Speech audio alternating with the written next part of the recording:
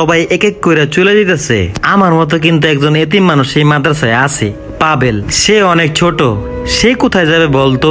এর লিগে চিন্তা করছি আমি আর দুই ভাইয়ের মতো এই মাদ্রাসায় ঈদটা করবো। তুই আর পাবেল তোরা কি ঈদের জামা কাপড় কিনছস? ভাই জামা কাপড় কইতে কিনমু? আগে বড় হুজুর বাচ্চা ছিল, বড় হুজুরই সব ঈদের জামা কাপড় কিনা দিত।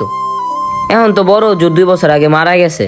তো 2 বছর আগে ঈদে আমার এই পাঞ্জাবিটা কিনা দিছিল, দেখেন এখনো নতুনই আছে। ভাবতাছি এই ঈদে ওইটাই পরমু।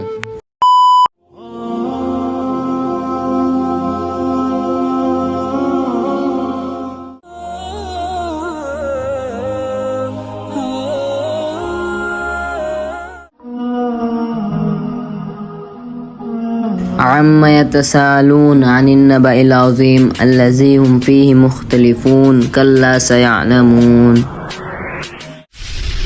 এই আওয়াজটা পড়ো, আওয়াজটা পড়ো। এমনি ছাত্র কম, আওয়াজটা পড়ো।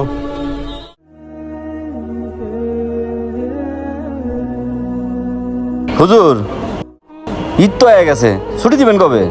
লাইলাতুল কদরের পরেই ছুটি দিয়ে দিব ইনশাল্লাহ। শোন, কালকের থেকে তো ঈদের ছুটি পড়ে যাইব। এক এক করে তো সবাই বাড়িতে চলে দেব। তোকে কার কি প্ল্যান কত দিহি? ভাই মাদ্রাসা অনেক দিন পর বন্ধ পাইতাছি, যাইয়া মনে কর অনেক ঘোরাঘুরি করবো। যাক, ঘোরাঘুরি করে আবার সময় মতো মাদ্রাসায় চলে আসিস। কিরে জিসান, তুই কি করবি এই ঈদে? আমগো হেনে বড় একটা মেলা হয়, ওই মেলা ঘুরমো, আনন্দ করমো, আড্ডা দিমো। হিমেল তো মনে হয় আজকেই চলে যাবি না? আমি হুজুরের পড়াটা দিতে পারলেই যাবো বিকাল বেলায়। তো তোকে প্ল্যান কিরে পাবেল আর রানা? তোরা কি করবি ঈদে?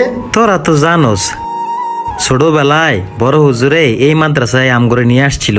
তারপরে থেকে বড় হুজুরেই বাপ মা হিসাবে জানতাম। ঈদের সময় বড় হুজুরে জামা কাপড় কিনে দিত, ঘুরতে লয়ে যেত, কত ভালো লাগতো।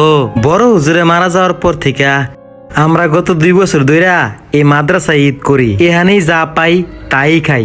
শুকর আলহামদুলিল্লাহ, আমরা অনেক ভালো আছি।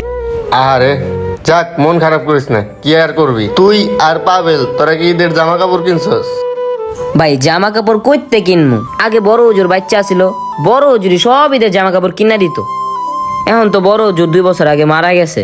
তো 2 বছর আগে ঈদে আমার এই পাঞ্জাবিটা কিনা দিছিল, দেখেন এখনো নতুনই আছে। ভাবতাছি এই ঈদে ওইটাই পরমু। কিনা দেওয়ার মতো তো আমাকে এখন কেউ নাই, আমগো কাছে টাকাও নাই, কইতে কিনমু? আর এতিমখানায় যদি এলাকার মানুষ বড় যারা আছে এরা যদি কিছু দান টান করে তাইলে কিছু পাইতে পারি, এছাড়া তো আর কোনো উপায় নাই ভাই। আরে ভাই বুঝছি, কি করবি, সবই আল্লাহর ইচ্ছা, আল্লাহ ভরসা। আশিক, আমি জায়গা আমার পড়াটা দিয়ে যাইতে গেবো। আচ্ছা ঠিক আছে, যা যা। আসসালামু আলাইকুম। ঠিক মতন যাইন ভাই। সময় মতো আল্লাহ আবার চলে আসিস। ওয়ালাইকুম আসসালাম। চল আচ্ছা একটু ঠিক মাঠে আছে, ঠিক গিয়া আছে। খেললাই আয়।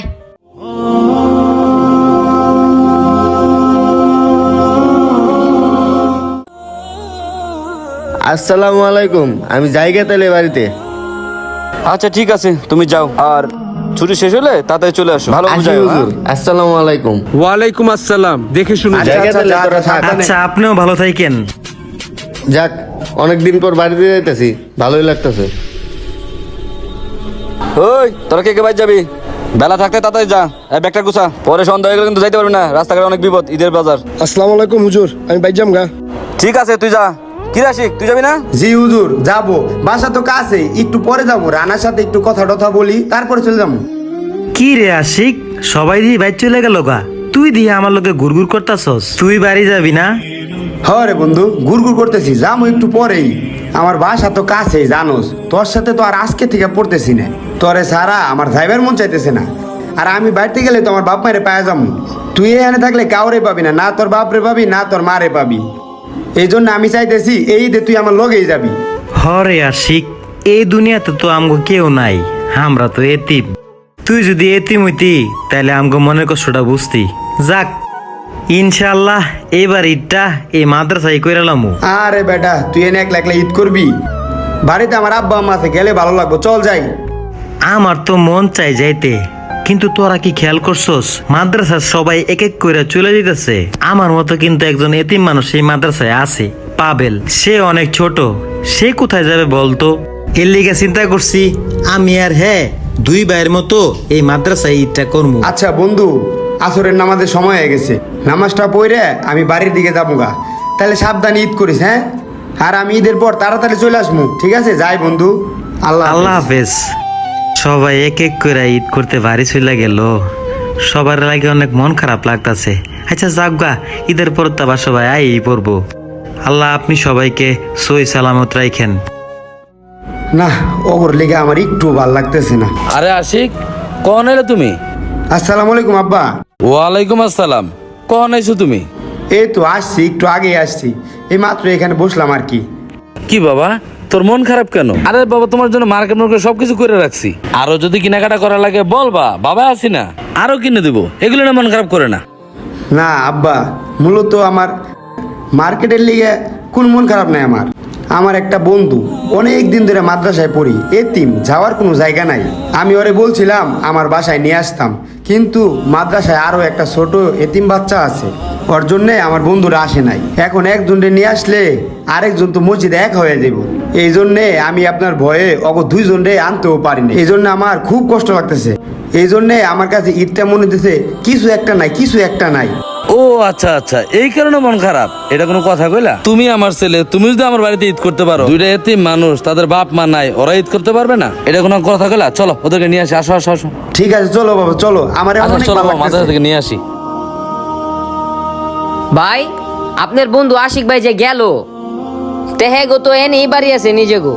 আপনি চাইলে হ্যাঁ লোকে যাইতে পারতেন না? আপনি কইলে তো হ্যাঁ নিয়ে যাইতো। আরে আমি তো যাইতে পারতাম, তুই রয়ে গেছিস না মাদ্রাসায়, তুইও তো আমার মতো এতিম।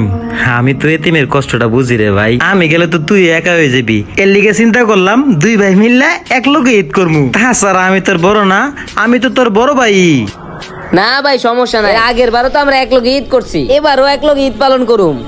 আমার বন্ধু, মাদ্রাসায় ঈদ করতেই বন্ধু, ভালো লাগে। এদিকে আয়, এদিকে আয়। আসসালামু আলাইকুম। ওয়ালাইকুম আসসালাম।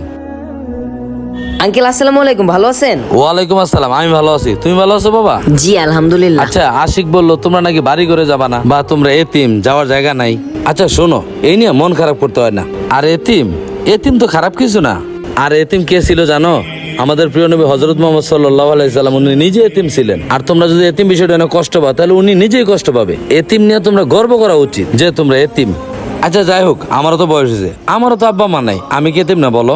যাক বাবা, এগুলো না মন খারাপ করে না। আশিক যেমন আমার ছেলে, তোমরাও আজকে থেকে আমার ছেলে। চলো আমার বাড়িতে ঈদ করবা। চলো বাবা, অনেক ভালো লাগলো। চল চল চল বন্ধুরা। এতিম ছোট একটি শব্দ, কিন্তু তার অর্থ অনেক বড়। এতিম ছিলেন আমাদের প্রিয় নবী হযরত মুহাম্মদ সাল্লাল্লাহু আলাইহি ওয়াসাল্লাম, উনি নিজে এতিম ছিলেন। তাই এতিমদেরকে অবহেলা করবেন না, এতিমদেরকে নিয়ে ঠাট্টা মশকরা করবেন না। ধন্যবাদ সবাইকে। যদি আমাদের ভিডিওটি ভালো লাগে অবশ্যই লাইক, কমেন্ট, শেয়ার করে পাশে থাকবেন।